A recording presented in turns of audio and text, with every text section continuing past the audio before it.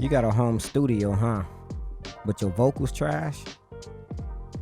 You ain't got no soundproof on your walls, so you got a lot of room in your vocals?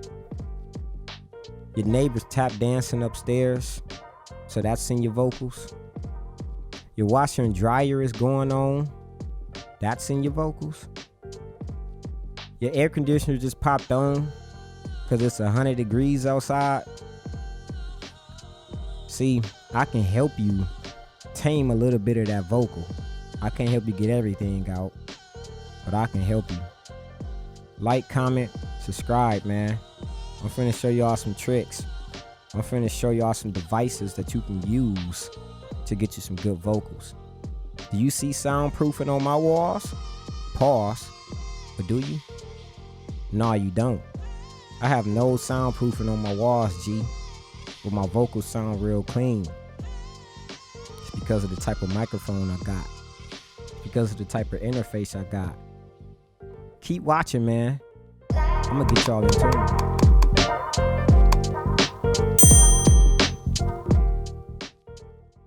If you still watching the video, thank you. If you subscribed and liked the video, I rock with you, G. I do. So listen, this microphone I got right now, this is called a Shure SM7B, a very popular microphone because Michael Jackson used it in Thriller. It's in a lot of radio stations. It's the industry standard. If you watch The Breakfast Club, you will see Charlemagne and a bunch of other people using this microphone, and a lot of other popular radio stations. So the reason why I grabbed this microphone is because it's a dynamic microphone. Dynamic microphones basically pick up a lot of stuff that's in front of the microphone. It also needs a lot of gain to push these microphones because it's not as sensitive, so it won't pick up a lot of the background noise. That's another huge reason why my vocals sound so good right now, and it's not really echoing and bouncing off these walls into the microphone, is because how close I can be on this microphone. Pause. So a condenser microphone is different because it can pick up, it's very sensitive. It can pick up a lot of room noise. It doesn't need a lot of power to push it. It needs phantom power to power it, but it doesn't need a lot to push it. Dynamic microphone does not need phantom power. A lot of you probably know this already. So this is why I picked this microphone up, primarily for my YouTube channel, primarily for gaming. I do own a condenser microphone that I do record my music with. I recorded music with this dynamic microphone as well. This microphone will run you $400. It's pretty expensive, but it is worth it, as you can hear. The audio interface that I have is called the Apollo Twin USB. I picked that interface because it has these things called DSP, which is processor chips, inside of the interface. So it doesn't use my computer processor to process the plugins that comes with the interface. It doesn't use my computer to process that. It used the internal DSP processors to power them. The really cool thing about that is that I can use those plugins without using a DAW, Pro Tools, Logic, or whatever. It comes with its own console. I can't record in that console, but I can add plugins and monitor within that console. I will show you guys here on a computer in a minute, and I have some processes of those plugins going into this microphone right now without using any other DAW, because it's recording those plugins and everything else pre-DAW and not post-DAW. This is what the Apollo Twin looks like. This is the same exact one I have, and you see this steep price, man, $900. It's worth it. It's worth that money. This is the back ports on it. 2 mic and 2 line inputs. USB 3.0. And this thing is magnificent, man. It's really dope, and I'm gonna show you the software in a minute. This is the microphone that I have. $400. Steep. But it's really, really great. I don't need a cloud lifter, which is this thing. I don't need a cloud lifter with my microphone because it's powerful enough to power this microphone with my interface. Sorry, I don't need this cloud lifter with my interface and microphone because it's powerful enough. The interface is powerful enough to power this microphone with clean gain.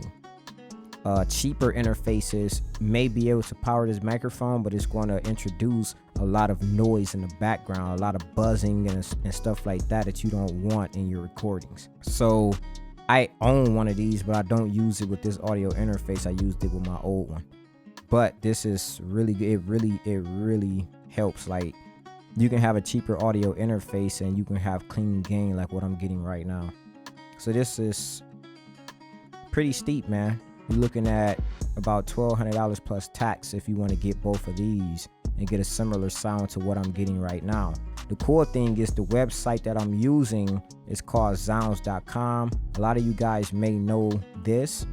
And what I like about Zounds, and the reason why I'm able to afford this, is because I did the 12 months payment, which if you buy something that's, I believe, $699, $700 and higher, you can do the 12-month payment. So with this one alone would be $74. And if you add on this Shure microphone, instead of doing this 4 payments with it, anything you add on, you can add on multiple different equipment, and if it exceeds $700, you will be approved to do the 12-month payments. So you can break this up in 12-month payments, and you will probably be paying around $150 or so a month for 12 months. If you don't want to pay more, a month, you can have this paid off in a year. So this is what I did with my audio interface, and it is doing me well, man. It's pretty dope. Now let me open up the console so you can kind of see what's going on in my console right now. So this is the console that comes with the audio interface. This is the bread and butter. This is why this interface costs so much money, because of the DSP. If you look down here, this is what tells you how many plugins and stuff that's being used right now that you can use. So my DSP is at 37%. Once it goes to 100%, it's going to start disabling plugins. Even if I have these plugins on, like I'm not using this channel right now because this is for my condenser microphone, but even though I have this on and it's not disabled, it's still taking up power. If we take a look over here, this is where I have my microphone used at my current microphone that's on right now, the Shure SM7B. I have my Unison plugin, which is my mic preamp, and I got this thing this thing is helping with pushing the gain to this microphone, because I need a lot of gain pushed to this dynamic microphone. So I got +5 pushed there. I didn't do anything here with this. And then I also got dang near like +9 pushed here, and then also some more, like I'm pushing a lot of gain to it. But this Unison preamp just pushed the flavor to it. It's got that flavor to it, man. And you can hear the difference. I'll have you hear the difference with the Unison preamp turned off, and I may have to turn the microphone up when I do it. Check one, check one. Yep, you can hear me. It sounds different, man. It doesn't have that flavor in it. You know what I'm saying? And so this Unison preamp, man, is just ridiculous. Turn that back on, and man, it sounds amazing, dog. Boom. Now I got an EQ going in. All of this is live as I do it right now. I can turn it off. It will sound different. That's with the EQ off, and you hear more like low end and everything in it. Turn it back on, you will see what I did. So I have a low pass filter cutting out about 41, cutting at 41 hertz, cutting out about -18. So I'm cutting all of that mud off right there. Check 1 2 1 2. You can hear it there, the changes. Then I also have at 408 hertz cutting off a little bit here to get some of that plosive. So you can kind of hear the changes of the plosives. So I got that, taming that a little bit because I'm not using a pop filter right now. And then I'm also cutting at about 3,500 hertz right here. I just want to cut off some of the sibilance that you can hear right there. So cutting off about -4 dB on the sibilance. If I turn it off, sibilance. So it sounds really well, man. It's just taming some of that stuff there. Not too much. I'm just taking a little bit of stuff off there. I mean, it is kind of a little bit drastic, but it works right now. Then I have my Manly Vox box right here, and I'm only just using the compressor for my Manly Vox box. So I have my EQ disabled, I have my de-esser disabled, and I have my compressor enabled. It's a 3-to-1 compressor doing a medium fast attack and a medium release. And basically, if I'm talking regular, it's not doing anything. But when I start talking really loud, it's going to start taming those peaks and keeping everything level so I don't bust y'all eardrums. And that's the reason why I have this going right there, so I can tame those loud peaks. You feel me? Let's get it. So that's why this stuff sounds really great, man. And no, I don't have no soundproof or anything, you know, behind me on my walls, none of that, man. I just got a mic that does really well in loud environments. I have a really good mic preamp that brings out the flavor, along with those plugins that work in tandem with the interface that brings out the flavor, man. And that's pretty much what I like. Like, I recorded a whole song right here, and it sounds really, really well. And I may put it in here, just like a snippet. I apologize, man, you know I'm so sorry. 100 eyes staring, feeling like I'm on Mari. But your mirror, but you got me running from the Rio. Wifey mad at me. It sounds really, really well, man, because like I have my hardware paired up nicely. You know what I mean? If I had if I had my condenser microphone right here talking into it, you'll probably hear my fan going. You know what I'm saying? You'll probably hear like light buzzing or something, my air conditioner kick on, whatever that may be, because it's a condenser microphone. It's more sensitive. So yeah, man, that's pretty much about it. Again, zounds.com, man. Go to it, like, create an account, you know, save up, do whatever you got to do, man. Make sure you can afford it. You could even go cheaper on mic interfaces. Like, another real good mic interface is the Audient ID, I think 22, if they have it on here. I'm gonna just do Audient because I don't remember. The ID44 is kind of expensive, but they have one. Yeah, ID4.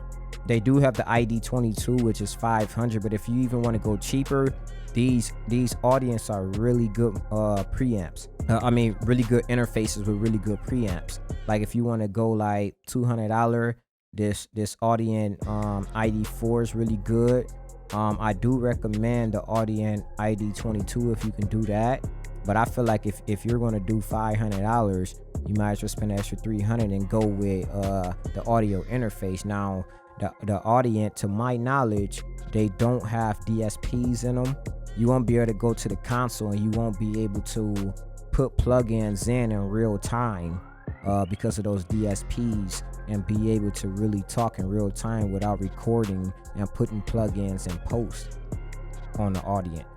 That's why the audio interface, to me, is better than the Audience, because of this one key factor. And also the preamps are really, really good. But if you want to go cheaper, Audient, really, really good. I recommend it. Another good microphone is the Rode NT1A. Now, this is a condenser microphone, so you have to be a little careful with this microphone, because like I said, it can be very sensitive with those condenser microphones, and it can pick up a lot of background noise. So if you pair these up, you know, 229, you get the pop filter, you get the mount, you get the microphone, and you get the XLR cable. If you get this, you have to really know how to set the levels right, man. Like, you have to really know how to set the levels right to where you can get up close and personal with the microphone, so that it can pick up a lot more of your voice than the background vocals. You see how close I am to my microphone? It doesn't really have a lot of that room while I'm talking to pick up the microphone. And then in post, because I don't have a gate plugin for my console, because they trying to charge me an arm and a leg like $300 or something. And post, after this, before I upload this video, I'm gonna go and put a gate plugin, like the Wave C1 gate, on my vocals, and then every time I pause or whatever, man, it's just gonna strip silent. Like it's gonna cut everything off, and man, it's just gonna sound really, really nice. Even with no music or whatever running in the background, man, it's real nice. You really gonna have to use it with this microphone, because it's gonna pick up a lot more background vocals than this Shure microphone that I got right here. Now, if you want to do streaming and all that other stuff, man, I recommend that you just go and, if you can do it, pick up this Shure microphone and then pick up this Audient ID22 or the ID4, which is $200, and then you looking at about $600. You can almost do the 12-month payment. I mean, you still got to get an XLR cable anyways if you don't have one, but you can just go and just make it to where your total price is around $700, and then you can make monthly payments on it if you don't really want to, have to pay about $1,200-$1,300 plus taxes. So you can cut that down in half. Like I say, you just won't have those plugins that you can use pre instead of post. So I recommend this, man, if you can't get the Apollo Twin. So thank y'all for sticking in, man. I hope this helped. Comment if you got any questions that you want to ask me. Like, subscribe. Let's get it.